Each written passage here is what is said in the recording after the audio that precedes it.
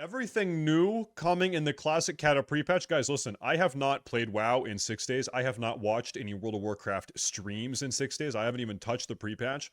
This is gonna be fucking new for me. Okay, what's the deal here? Skeet and retreat? It is very good to be back. And thank you very much, by the way. The Cataclysm pre-patch is live, and I'm here to give you all the explosive Here we go. details. Are you ready to see Azeroth change forever? Each zone in Azeroth has been completely reworked from the ground up, which means a much smoother leveling experience in every way. And we also get new goblins and Morgans that drastically change the balance of raiding and PvP forever. And I know everybody's going to be interested in uncovering the secrets of archaeology with me. I mean, you could get some biz gear from that, you know? I can't wait. And everybody's at least a little bit excited about... Bro. Fucking Jerome. Man, I love Jerome. Transmog. Let's get started with an overview of the pre-patch and my first impressions. So the pre-patch is already upon us, but that means we're only a few short weeks away from the May 20th Cataclysm launch date. Oh, with the pre-patch here, we have the awe-inspiring destruction of Deathwing. Thousand Needles is now flooded, Ashenvale has this huge volcano, and I regret to inform you, but I recently got lost in Orgrimmar. Alongside the visual transformations of each zone, there's new quests to make the newly redesigned 1-60 experience way smoother. There really has never been a better time to reroll an ult in classic WoW history, and I'm personally taking big advantage working on my Goblin Priest. There are also massive new changes to classes. Reworked talent trees, new glyph systems, you name it.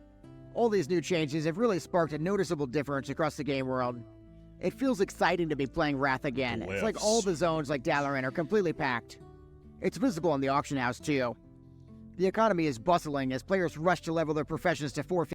Chat, is classic Cata pre-patch poppin'? Is it, dare I say, poppin'? 50. Yes? That way they can really? quickly jump to 525 yes? when the new expansion launches. Yes. And both old and new players alike are rushing to roll new characters since there are new race and class combos available in the pre-patch. And speaking of new races, we've got to talk about one of the highlights of the pre-patch, the Goblin and the Worgen races. These two new races... I want to make a Goblin.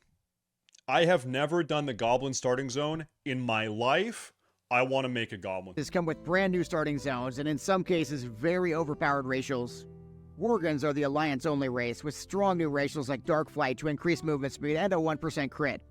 And Goblins are the Horde-only race, with my personal favorite new racial, the Rocket Jump. They also come with 1% spell haste, which is one of the main reasons I'll be rushing to level my Goblin Priest for high-end raiding. On top of the new races, there's a multitude of new race and class combinations too. One of the major additions is that Dwarves can now play as Shamans and Mages and even Warlocks.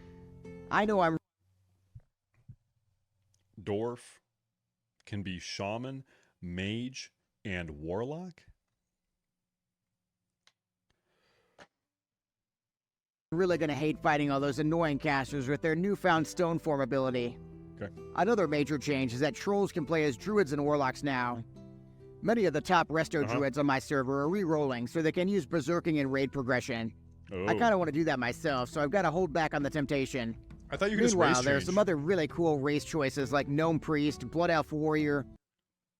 Oh, they add all the new hairstyles? Gross. Priest, Blood Elf Warrior. We've even got Orc Mages and Undead and Human Hunters too. We've also got some downright weird options available. At least as a long time. Can I name your Goblin? Whenever I make my Goblin today, I will let you guys... I'll let you help decide what the name is going to be. Okay? I'm classic player. It's going to be wild seeing people in their Tauren Priests and Paladins, their Night Elf Mages. I mean, that's just insane to me. I'm curious if any of these new race class combos are kind of enticing to you. Do you plan to do any re-rolling in the pre-patch? Oh yeah. Next up, let's talk about the Shattered Landscapes, the remnants of Deathwing's destruction. So practically every part of Azeroth has been completely reworked, and one of the biggest changes has been to the Barrens. Now the Barrens has been split in half, and the bottom half is a sort of mid-tier questing zone for both Alliance and Horde. Heading over to the east, we have Azshara, which is now this sort of goblin-themed zone. Okay, I'll be honest, man, like, I have never really explored the Cataclysm world. Is it okay if today we spend, like, a half hour just fucking, like, flying around looking at stuff? Somehow, I've, like, never done that, ever. It's got the Bilgewater Harbor capital city as well, very Horde-focused. To the west, we've got the newly redesigned Desolace, which is this gorgeous, lush area full of life and vegetation as well. Heading down south, wow. we've got this completely reworked Thousand Needles area as well. Ooh. It's been flooded with water. It's got this giant barge giving you quests. Not a fan favorite for some people, but some people like it. Wait a minute. Okay, so right now at level 80, can I fly in Azeroth? Can I fly in Azeroth at level 80? Yes? Oh my god. Eastern Kingdoms hasn't changed as drastically, but there are still some big changes. For example, at Ultrak and Hillsbrad, they've been merged together. It costs 200G? Okay, I need someone on Benediction to give me 200G, please. South Shore's fallen completely, which is bad news for the Alliance, of course. Okay. Loch Modan has been completely destroyed as well. I mean, the dam itself has been demolished, and there's now this giant chasm between the Badlands and Loch Modan. Stranglethorn Vale has also drastically changed as well. There's a northern and a southern section, and split in the middle with this 310% flying is 10k? Okay, I think I already have that, but I need someone to give me 10,000 gold also, just to make sure. Giant whirlpool. The biggest takeaway from all these landmass changes is, first, they're really, really cool. Second, though, they don't really matter that much if you're at least level 60.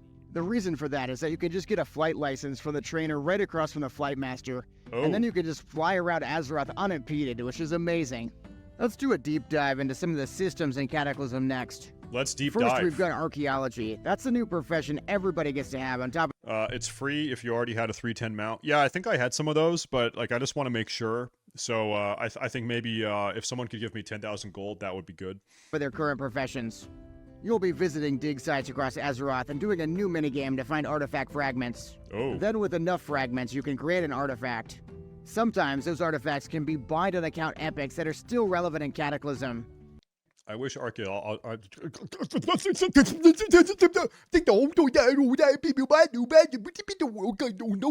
Oh man, oh, I pop up, wow.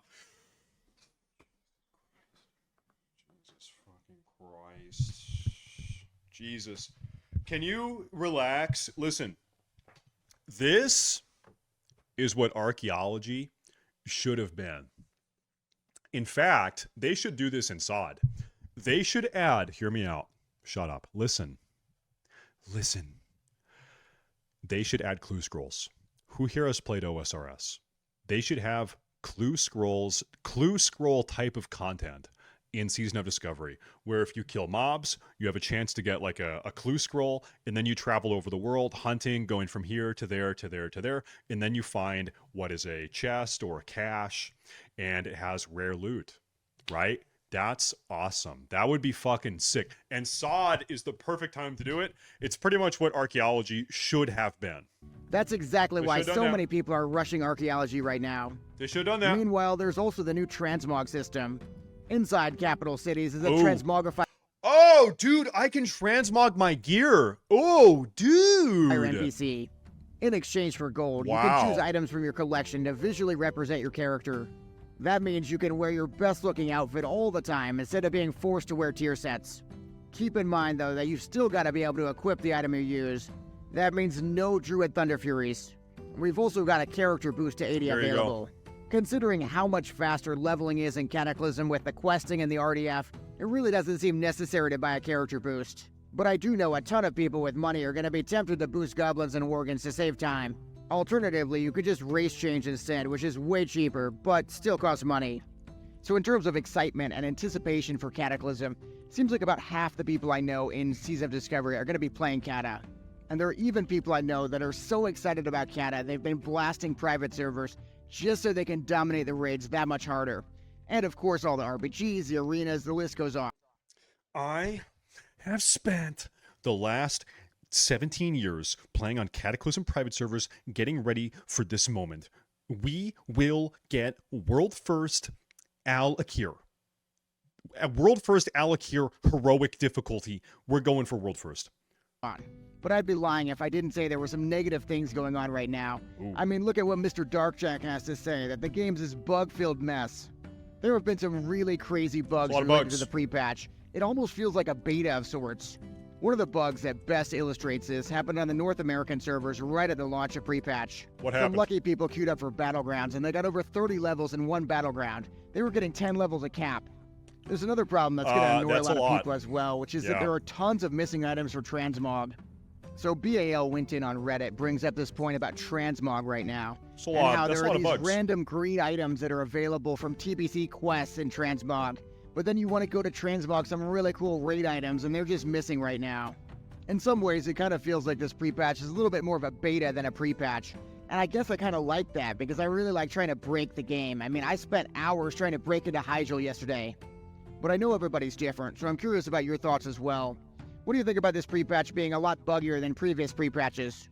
Let's talk pre-patch advice. Cataclysm has a seemingly endless amount of changes and additions, and it can definitely feel overwhelming to jump in.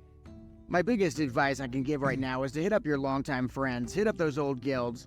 You've got to try to find a group to play with in Cata. Having consistent players to group with is already helping me to level and gear my Goblin Priest. In the near future, I definitely want to share as many tips and tricks as I can, from leveling to gearing up as quickly as possible. Definitely let me know if there's any video in particular. Okay, that was a great video. I really like Jerome's editing.